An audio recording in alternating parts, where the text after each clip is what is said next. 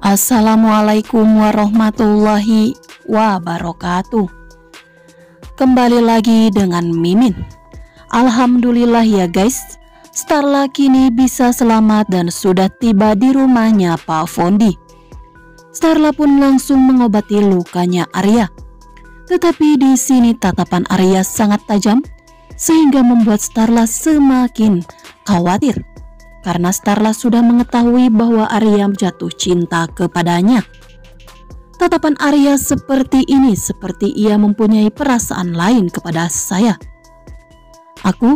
Dan di sini Starla harus bisa mencoba untuk membuat Arya sadar bahwa mereka adalah adik dan kakak. Pak Fondi tidak akan pernah tinggal diam, ia akan memberikan pelajaran kepada orang yang sudah mencelakai Starla dan Arya. Siapakah orangnya? Mungkinkah itu adalah Ayumi atau justru Ayu dan Niko? Yang mana di sini Arya sudah mempunyai bukti bahwa Ayumi lah yang mempunyai dalang dari semua kekacauan dan permasalahan ini. Maka dari itu, Pak Fondi tidak akan pernah tinggal diam dan ia akan segera melakukan cara untuk memberikan pelajaran kepada orang yang sudah hendak mencelakai kedua putra-putrinya ini. Di sini, mungkinkah Ayumi bisa terlepas dari kejaran Pak Fondi yang hendak membalaskan dendamnya? Karena ternyata background Pak Fondi di masa lalu tidaklah baik, sehingga menciptakan dendam yang sangat mendalam di masa lalu dari Ayumi kepada Pak Fondi. Ayumi pun marah besar kepada orang suruhannya yang dianggap sudah gagal menyusun rencana mereka. Apalagi dia sudah sangat gegabah dengan melakukan cara yang hampir saja membunuh seseorang, dan sudah banyak korban dalam tragedi semua ini. Sedangkan di sisi lain Arya dan Starla mereka sudah kembali bercanda, karena di sini Starla ingin menyadarkan Arya bahwa mereka adalah adik dan kakak, dan tidak sepantasnya Arya jatuh cinta kepadanya. Karena di sini Starla tidak akan bisa terima jikalau Arya jatuh cinta kepadanya. Arya pun ia selalu berusaha untuk menutupi perasaannya kepada Starla, meskipun sangat sulit untuk dirinya. Sedangkan di sisi lain, apa yang membuat Ayu dan Niko bisa terbebas dari sekapan orang-orang suruhan Ayumi? Niko pun terus berjalan, supaya ia bisa segera menemukan kendaraan yang bisa membawa mereka terbebas dari semua ini. Akhirnya Ayu dan juga Niko mereka menemukan tukang ojek dan langsung memintanya mengantarkannya ke kantor polisi. Dan setibanya di kantor polisi, Niko pun sangat terkejut saat di situ Ayu memberikan keterangan bahwa di sini Ayu memberikan keterangan, saya yakin bahwa dalang dari semua permasalahan ini atas nama Starla. Starla Monica Himawan. Niko pun terlihat marah dan meminta kepada Ayu untuk menghentikan keterangannya ini yang palsu. Dan Niko tidak akan pernah membiarkan Ayu menjebloskan Starla tanpa bukti. Karena di sini bukan Starla yang menjadi dalang dari semua ini. Starla pun hanyalah korban. Apalagi di sini Starla adalah korban utama dari semua kekacauan ini.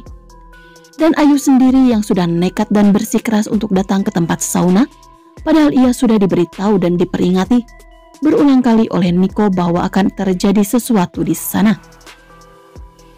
Sehingga di sini Arya terluka, Starla pun diculik, dan untung saja Starla bisa terbebas ya guys. Sedangkan di sini Ayumi sudah berulang kali memperingatkan kepada orang-orang suruhannya untuk menghentikan semua kekacauan ini. Karena semua rencana ini sudah benar-benar kacau.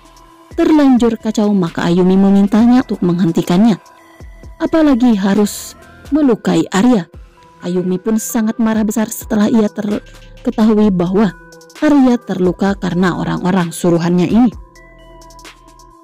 Di sini Ayumi tidak mau tanggung jawab jikalau ada terjadi sesuatu. Ini semua tanggung jawab sepenuhnya Anton itu. Karena Ayumi sudah bersikeras dan meminta kepada mereka untuk menghentikannya. Tetapi mereka justru mencelakai Ben dan membuang Ben ke tepi jurang. Tetapi sayangnya Ben masih memegang handphone miliknya yang sudah ia berusaha untuk merekam semua percakapan Ayumi dan Anton preman itu. Dengan bukti tersebut, Ben akan bisa melaporkan Ayumi ke polisi dan segera menjebloskan Ayumi ke penjara. Ayumi adalah sahabat Ben, tetapi dengan mendengar semua kejadian ini dan melihatnya, Ben tidak akan pernah tinggal diam dan ia akan segera melaporkan Ayumi ke polisi. Saat ini Ben sudah mengakui bahwa ia dan Ayumi bukan lagi sahabat, melainkan musuh, karena Ayumi sudah nekat mencelakai Starla, apalagi berniat untuk menjebloskan Starla dengan menjeblak Starla.